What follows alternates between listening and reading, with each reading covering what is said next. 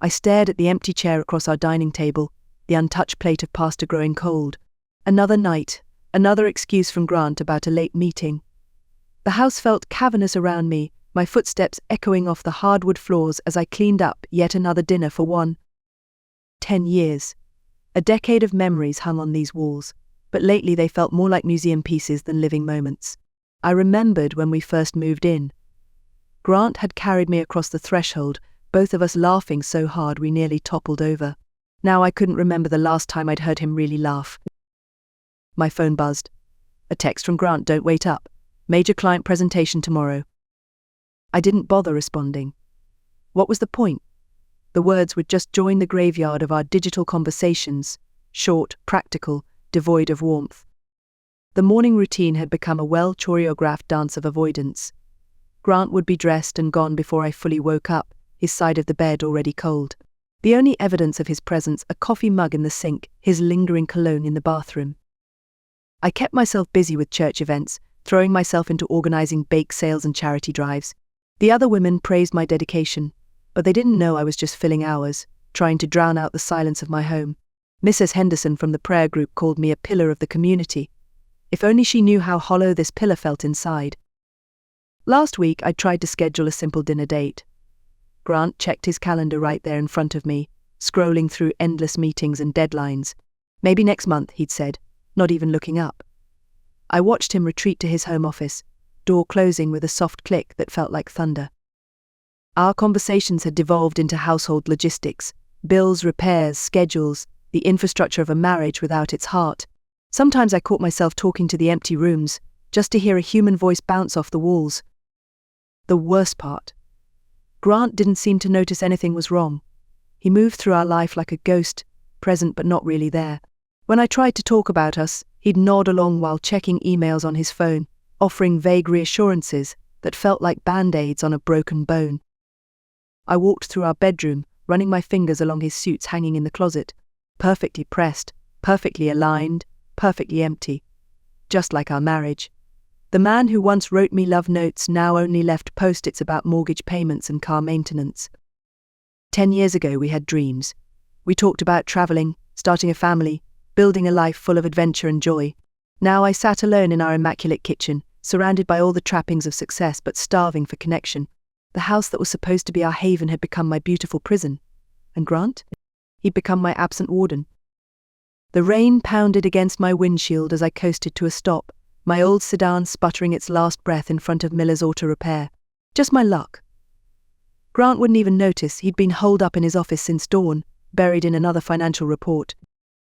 I grabbed my umbrella and made a dash for the garage entrance. The sharp smell of oil and rubber hit my nose as I stepped inside.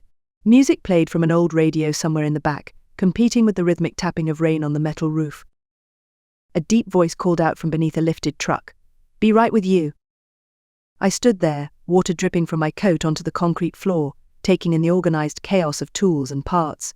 A pair of boots appeared first, then worn jeans, and finally the rest of him emerged from under the vehicle. The mechanic wiped his hands on a rag, leaving streaks of grease on his forearms. His plain white t-shirt had seen better days, but somehow he wore it well. When he smiled, something fluttered in my chest, a sensation I hadn't felt in years. "I'm Troy. What seems to be the trouble?" His eyes caught mine, warm brown with little creases at the corners when he smiled. Nothing like Grant's cool, analytical gaze. My car's issues tumbled out of my mouth in a jumbled explanation. Troy nodded, asking questions that showed he was actually listening. When was the last time someone had given me their full attention like that? He popped the hood and leaned in to examine the engine. I found myself noticing things I shouldn't. The way his shoulders filled out his shirt, how his hands moved with confident precision over the machinery. "When's the last time you had the timing belt checked?" he asked, glancing up at me. I had no idea. Grant usually handled car maintenance, scheduling it around his convenient business trips. "I'm not sure," I admitted. Troy's smile widened. "No worries. Mind if I show you something?" He gestured me closer, pointing out various parts of the engine. I didn't care about camshafts or spark plugs, but I kept asking questions. His voice had a gentle rasp to it, and when he laughed at my automotive ignorance, the sound warmed me more than my morning coffee ever did.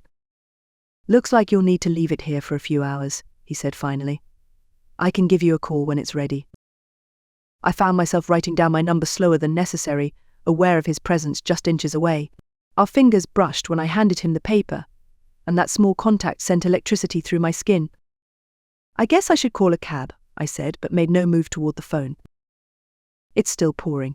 Want some coffee while you wait? Got a fresh pot in the office. I knew I should decline. I should call that cab, head home, maybe even check on Grant. Instead, I heard myself say, coffee sounds perfect. I found myself making excuses to drive by Miller's Auto Repair. A rattling noise that probably didn't exist. A checkup that wasn't due. An oil change too soon. Each time, my heart raced when I spotted Troy's boots sticking out from under a car. The spring air carried the scent of motor oil and gasoline, mixed with the sweetness of the flowering trees nearby. I parked my perfectly fine car in the same spot, third from the left, where the morning sun hit just right. Troy emerged from beneath a beat-up Chevy, wiping his hands on a red rag. Miss Thompson, back so soon. His eyes crinkled at the corners, that playful glint making my stomach do somersaults. Just wanted to make sure everything's running smooth after last week's tune-up. Let's take a look then. He popped the hood, leaning in close. I caught the scent of his cologne mixed with sweat and grease. You know, most folks don't take such good care of their vehicles. Well, I learned from the best. Our eyes met, and that familiar electricity sparked between us. At home, Grant barely noticed my absences. He'd grunt a hello from behind his laptop, lost in spreadsheets and quarterly reports. The dining room table became his second office. Papers spread across what used to be our shared space for meals and conversation. One Wednesday morning, Troy was checking my tire pressure. Your husband must be quite the busy man. Never seen him drop off or pick up the car. He is. I shifted my weight, fingers playing with my necklace. Always working. Shame. Troy's hand brushed mine as he passed me the coffee he'd started keeping just for my visits, hazelnut with a splash of cream. Beautiful day like this, I'd rather be anywhere than stuck behind a desk. Our fingers lingered a second too long. My wedding ring felt heavy, but I couldn't ignore how alive I felt in these moments. The way Troy actually looked at me when I spoke, asked questions about my day, remembered little details about the stories I shared. During church committee meetings, I caught myself doodling in the margins of my notes, thinking about his smile, the gentle way he'd lean against my car, arms crossed, sharing jokes that made me laugh harder than I had in years. The steering wheel's been feeling a bit loose, I said one Friday, even though it hadn't. Has it now? Troy's knowing smile sent warmth spreading through my chest. He reached across me to open the car door, his arm barely grazing mine. Let's take her for a test drive then. The short drive around the block turned into a 30-minute conversation about everything and nothing. Troy told me about his dreams of opening his own shop someday. I shared stories about the community center project I was organizing. When our hands accidentally touched on the gear shift, neither of us pulled away immediately. Back home, Grant didn't even look up from his phone when I walked in late. Had a meeting, he mumbled, though I hadn't offered an explanation. The contrast between his indifference and Troy's attentiveness made my heart ache. Each visit to the garage became more thrilling. Troy would find reasons to demonstrate something under the hood, standing close enough that I could feel the heat radiating from his body. I'd bring him coffee sometimes, watching the way his face lit up at the simple gesture. Our conversations drifted from car talk to personal hopes and fears. Troy listened, really listened, when I talked about feeling invisible in my own home. His eyes held understanding, and sometimes his hand would rest reassuringly on my shoulder, sending shivers down my spine. Nights have become my enemy. I lie here, staring at shadows dancing across our bedroom ceiling, my thoughts a storm I can't quiet. Grant's steady breathing beside me only amplifies my solitude, his back turned to me like a wall between us. I reach out, my fingers hovering inches from his shoulder, but pull back. When did touching my own husband become an act of courage I couldn't muster? My phone glows softly from the nightstand. A message from Troy about my check engine light. We both know my car runs fine now. The mattress feels like it's made of thorns tonight. I slip out, careful not to disturb Grant, though I doubt anything could. Making my way downstairs, my bare feet silent against the cold hardwood, I end up in our kitchen. The clock on the microwave reads 2:17 a.m. The house creaks around me, full of memories that feel like they belong to someone else. Photos on the fridge mock me, Grant and I on our honeymoon, his arms wrapped around me, both of us sun-kissed and laughing. Now he can barely look at me during dinner when he's actually home for it. I grab a glass of water, but end up just holding it, watching condensation bead and run down the sides. Troy's laugh echoes in my head, warm, genuine, alive. The way his eyes crinkle at the corners when he smiles. How he actually sees me when we talk. It's not like he cares, I whisper into the darkness, the words tasting bitter. The glass in my hand trembles slightly. Back in bed, Grant hasn't moved an inch. The space between us might as well be an ocean. I think about the coffee I shared with Troy yesterday, how our fingers brushed when he handed me the cup. The jolt wasn't just from static electricity. My wedding ring catches the faint light from outside. I twist it around my finger, a nervous habit I've developed lately. Each turn feels like a question. When did Grant stop asking about my day? When did his work become more important than us? When did I start looking forward to fictional car troubles? He's the one who checked out first, I tell myself. The ceiling my only witness. But the guilt sits heavy in my chest anyway, a constant companion these days. I think about Sunday service, about standing there singing hymns while my thoughts wander to a garage across town. Grant shifts in his sleep, murmuring something about quarterly reports. Even his dreams are about work now. I remember when they used to be about us, about our future. He'd wake me up to share them, excited like a kid at Christmas. I roll onto my side, away from him, mimicking his position. The symbolism isn't lost on me. My phone lights up again, another message from Troy. I don't need to look to know it's him asking if I'm still coming by tomorrow to check that noise I mentioned. The worst part isn't even the guilt anymore. It's how easy it's becoming to justify it all. Each ignored dinner, each missed call, each I'll be working late text, they're all bricks in the wall I'm building between my conscience and my actions. I close my eyes, but sleep doesn't come. Instead, I see Troy's hands strong and sure as they work under a car hood. I hear his voice, asking questions about me, real questions, not Grant's automated "how was your day?" that doesn't wait for an answer. The ceiling holds no answers, no absolution. But in the quiet darkness, I can admit to myself that I'm not just visiting Troy's garage for car repairs. I'm going there to feel alive again. I didn't plan for any of it to happen. The church fundraiser had gone well, we'd raised enough for the new youth centre roof, but my mind was elsewhere the entire time. I kept thinking about Troy, about his garage, about how alive I felt whenever I walked through those oil-stained doors. I told myself it was just a quick stop to thank him for fixing my brake lights last week. A harmless visit. The summer heat had turned the afternoon thick and heavy, making the air shimmer above the pavement as I pulled into Miller's Auto Repair. The large bay door was open, classic rock playing from an old radio in the corner. Tools clinked against metal, and there he was, emerging from under a lifted Chevy. My heart skipped when I saw him, shirtless, his skin glistening with sweat, muscles flexing as he wiped his hands on a rag. Grease stains marked his arms like intimate brushstrokes. "Lila," he smiled, genuine warmth in his eyes. Not the distracted half-glances I got at home. "He didn't expect to see you today." I clutched my purse tighter, suddenly aware of how my sundress clung in the heat. "Just wanted to thank you. For the brake lights." He stepped closer, and I caught his scent, motor oil, sweat, and something uniquely him. A smudge of grease marked his cheekbone, dark against his tanned skin. Without thinking, I reached up. My fingers trembled as they neared his face. "You've got a little." I touched his cheek, meaning to wipe away the mark. His skin was hot beneath my fingertips. Troy caught my hand before I could pull away.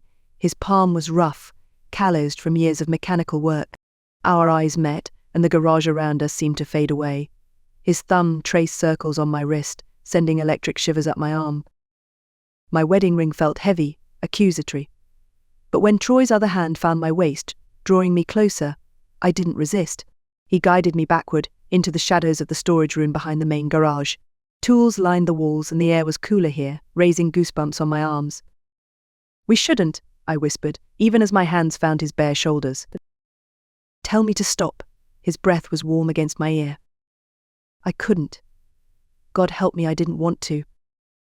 I never planned for this to become routine, but here I am, pulling into Miller's Auto at 2 p.m. on a Wednesday. The familiar flutter in my stomach returns as I park behind the building, away from street view. Troy's already waiting by the side door, that crooked smile making my knees weak. My phone buzzes, another ignored text from the church committee about next week's bake sale. The guilt gnaws at me, but Troy's calloused hand finds mine, and suddenly nothing else matters. The storage room has become our sanctuary. though it's nothing more than a cramped space filled with spare parts and the lingering scent of motor oil. "You're wearing that blue dress again," Troy murmurs against my neck. It's the one he said brought out my eyes last time. I hadn't realized I'd started dressing for him. Our encounters have a desperate edge to them, like we're stealing time itself. Sometimes it's quick and urgent, other times slow and deliberate. Today, Troy takes his time, and I lose myself in the moment until we're both breathless and disheveled. The baby oil incident happened 2 weeks ago. We knocked over a bottle during one of our more enthusiastic moments. Now it's become our private joke, Troy keeping a bottle conspicuously on his workbench. For squeaky hinges, he tells his co-workers with a straight face. After, I straighten my dress and check my reflection in my phone camera. My cheeks are flushed, but that could be blamed on the summer heat. I've gotten good at this, the quick fixes, the practiced excuses. On Sundays, I stand among my fellow churchgoers, leading hymns and organizing potlucks. If they notice anything different about me, they don't say it. Back home, Grant's empty chair at dinner doesn't hurt quite as much anymore. His silence has lost its power to wound me. I've found something that makes me feel alive again, even if it's wrong, even if it means living a double life. Each time I leave Troy's garage, I tell myself it's the last time. But we both know I'll be back, drawn by something stronger than guilt or propriety. It's not just the physical connection, it's the way Troy looks at me like I'm the most fascinating person in the world, how he actually listens when I speak. The baby oil sits in my glove compartment now, a reminder of our shared secret. Sometimes I catch myself smiling at it during red lights, remembering Troy's laugh, the way his eyes crinkle at the corners when he teases me about it. These moments of joy are worth the weight of deception I carry. I sat across from Grant at breakfast, watching him scroll through his phone while mechanically spooning cereal into his mouth. The morning light caught his wedding ring, a dull glint that matched the emptiness between us. "I was thinking we could try that new Italian place tonight," I ventured, desperate to break through the wall of silence. He didn't look up. "Can't. Big deadline this week." "It's our anniversary next week. Maybe we could plan something." A grunt. His eyes never left the screen. I used to cry about moments like these. Now they just left me feeling hollow. The contrast with Troy's warm attentiveness made Grant's coldness even more stark. Where Troy's eyes lit up at my presence, Grant barely registered I was in the room. Later that evening, I placed a plate of dinner in front of Grant's office door, our new normal. Through the door, I heard the clacking of his keyboard, conference calls, and occasional sighs of frustration. When I checked an hour later, the food was untouched. The next morning, I found him asleep on his office couch, his laptop still open on his chest. I draped a blanket over him, remembering how he used to hold me, how we used to talk for hours about nothing and everything. Now, even leaving a blanket felt like an intrusion into his carefully constructed fortress of solitude. "You're working too hard," I said when he finally emerged, dark circles under his eyes. "Someone has to," he replied flatly, heading straight for the coffee maker. I reached out to touch his arm, but he shifted away, focused on pouring his coffee.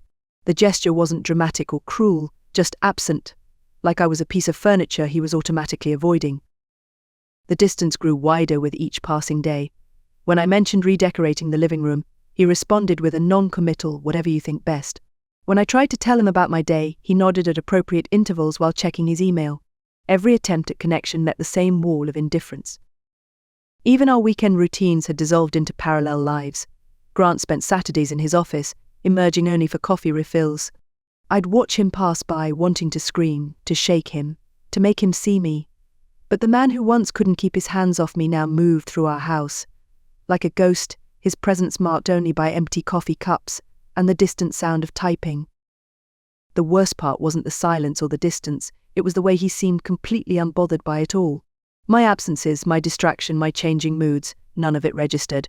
When I came home late from church meetings, he didn't ask questions. When I dressed up more than usual, he didn't notice.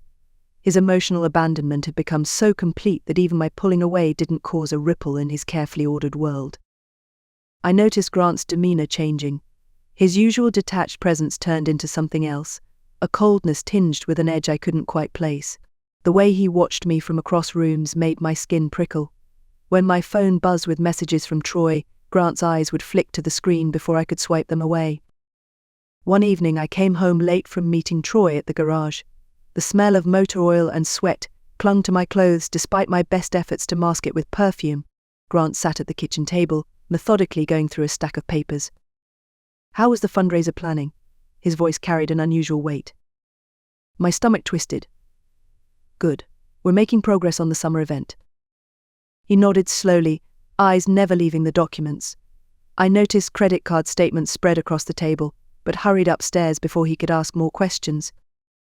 The following week, I told Grant I had another church committee meeting. Instead, I drove to Miller's Auto, my heart racing with anticipation of seeing Troy. The storage room had become our sanctuary, a place where I felt truly alive. That afternoon, Troy had me pressed against the wall, his hands leaving trails of baby oil across my skin as we lost ourselves in each other. Later, when I emerged from the back door of the garage, my hair was a mess and my cheeks flushed from our encounter.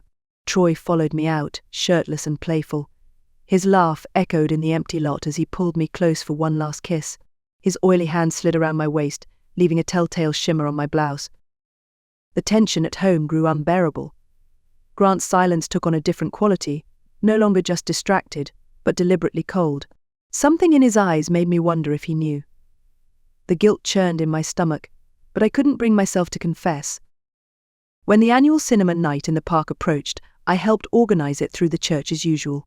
Grant declined to attend, citing a work emergency. I dressed carefully that evening, hoping to maintain appearances. Troy showed up separately, and we kept our distance, exchanging only brief glances across the crowd. The first movie was just beginning when the screen suddenly went black. When it flickered back to life, my world stopped. There on the massive screen was grainy footage of Troy and me in the garage storage room, our bodies slick with baby oil, entwined in ways that left nothing to the imagination. Gasps rippled through the crowd. I felt the blood drain from my face as dozens of eyes turned toward me. The whispers started immediately. Church members who had praised my devotion now stared with open disgust. Mrs. Peterson, who had just last Sunday asked me to lead the women's prayer group, crossed herself and turned away. Jezebel, someone hissed from behind me. I stood frozen as my carefully constructed world crumbled around me. Troy melted into the crowd, leaving me alone to face the consequences of our actions. The condemning stares of my community bore into me as the footage continued to play, exposing every intimate moment Troy and I had shared in what we thought was our private sanctuary. After that night at the park, it felt like everything collapsed. I didn't even see Grant there, didn't have to. Everything about the coldness of that moment had his fingerprints all over it. I could practically see his face, the way his jaw would be set, muscles tight as always, driving himself deeper into his routine. Meanwhile, my world was disintegrating, and it was all playing out right in front of people I once called friends. I left as soon as the video played, the murmurs swelling behind me like waves about to crash. The streets on the way home stretched out in a blur, shame twisting tight in my chest. I thought maybe, just maybe, I'd have a chance to explain, to confront Grant, anything. But when I pushed through the front door, the house was empty, unnervingly so. Even the usual hum of his office computer was absent. There it was, sitting on the dining table, no sound, no mess, just a neat little line drawn under everything. Was it worth everything? His handwriting hadn't changed, still so perfectly precise, like he'd practiced for years to keep every emotion out of it. The note might as well have been a post-it on one of his spreadsheets. I stared at it for what felt like hours. The weight of those neatly written words was impossible to shake. He didn't yell, didn't scream, didn't even give me the decency of a confrontation. Just that single question hanging between us like a final cold punctuation mark on our wasted years together. Part of me wanted to rip it apart, scream, throw something, just to get any reaction. But another part of me, the one that had been here for years now, expected this quiet retaliation. All those dinners we didn't share, all the empty conversations, it was just a matter of when, not if. And Grant, in his own way, had been planning this. I kept imagining him sitting at his desk, watching everything unravel, maybe even grinning to himself like he finally had something over me. That was the worst part, knowing deep down that we weren't even people to each other anymore. Just weapons. And the community. They made sure to rub salt in the wound. Miss Evans, the self-righteous queen of the bake sales, leaned on me that next Sunday with her passive-aggressive "how unfortunate" say. She gave me that look the whole congregation had already learned to mimic, half pity, half smugness. I didn't matter what I'd done for the church, how many events I'd organized, how many fundraisers I'd run like clockwork for years. To them, all of that vanished once Troy became their favorite topic. I tried to stick it out for the first few weeks, convinced myself they'd move on to a different piece of gossip. But no, the judgment persisted like a stubborn stain, creeping into my every interaction. Reverend Jacobs asked me to step down for a while, as if I had a choice anymore. Walking through the grocery store was no better. The split-second glances, the lingering stares from behind aisles. I'd feel eyes on me always, but then their gazes would slip away before I could confront any of them. Grant had made sure my sin wasn't just mine, it wasn't private. It was public property now, shared with anyone who had some self-righteous garbage to spit at me. And where was Troy in all of this? Nowhere, obviously. The garage had gone quiet, not a surprise there. You wouldn't catch him dead in a scene this messy. He slinked away through the crowd the moment that damn video hit the screen. I don't know if he even felt a shred of regret, or just considered it a job well done. But either way, I couldn't escape the aftermath, the consequences. That was mine to carry. Alone. The bitterness settled in, bit by bit. At first it was just small things, resentment over how Grant never gave us a chance to fix anything, that even in his revenge, emotions had been scrubbed from the surface. Then that bitterness festered, growing every time I passed by someone who wouldn't meet my eye, or caught another whispered conversation about the poor example I'd set. How could he? I whispered at night. It became almost like a ritual. There, in the dimness of my living room, where only the faint glow of the old lamp filled that vast emptiness. How could a man I shared a life with for so long be this cruel, this calculating? It's not like my actions had been clean either, but there's a difference, isn't there? There had to be. I mean, was public humiliation really necessary? No confrontation, no chance for a real conversation, just devastation. Every time I tried to sleep, those memories of him, of Troy, of the community haunted me. Mornings weren't any better. I heard about myself in whispers whenever I ventured outside, looked at like some bruised fruit they pitied, but still considered rotten. You'd think after all those years together, Grant would yell or fight with me, show some goddamn humanity. Instead, he left me stewing in it, in all the endless shame and reproach, like he knew it would break me faster than any argument ever could. I wish I could say I missed him, but all I felt was the empty ache you don't even know what to do with. There was no Grant-shaped hole left. He had already vanished from our lives long before.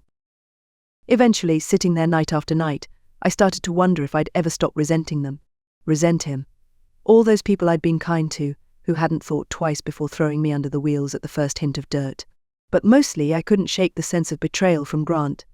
A man who knew every damn personal detail about me, yet weaponized it so easily, so coldly. I should have seen the monster in him sooner, should have realized that whatever we'd built wasn't a partnership, but a transaction. I just didn't think the final price would be so steep. Hey everyone, if you enjoyed the story, remember to like, subscribe and comment on the video for more stories like this. Don't forget to turn on notifications so you never miss an update. If you have any similar stories to share, leave them in the comments and we'll make sure to bring them to life. Thanks for watching.